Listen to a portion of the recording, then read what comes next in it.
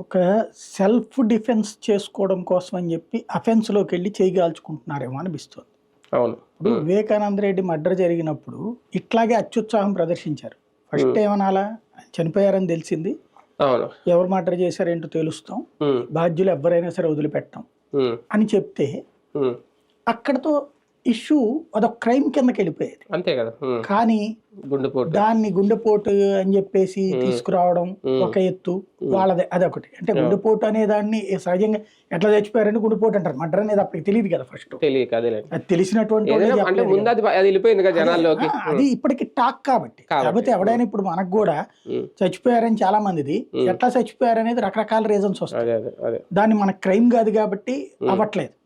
ప్రతి మరణానికి కూడా లెక్క అట్లాగే ఉంటుంది. ఇంట్లో చచ్చిపోయారు, ఎక్కడ చచ్చిపోయారు, ఇవన్నీ దాంట్లో క్రైమ్ యాంగిల్ చూస్తే బోల్డ్ గా అంతే.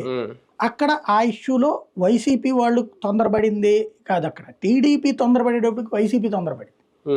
వైసీపీ వాళ్ళేం కంగారు పడ్డారు.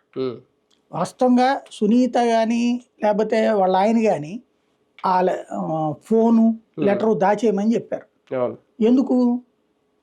వాళ్ళు కంగారు పడ్డారు ఎక్కడ ప్రాబ్లం వస్తుందో పొలిటికల్, అందుకని దాచేయమన్నారు.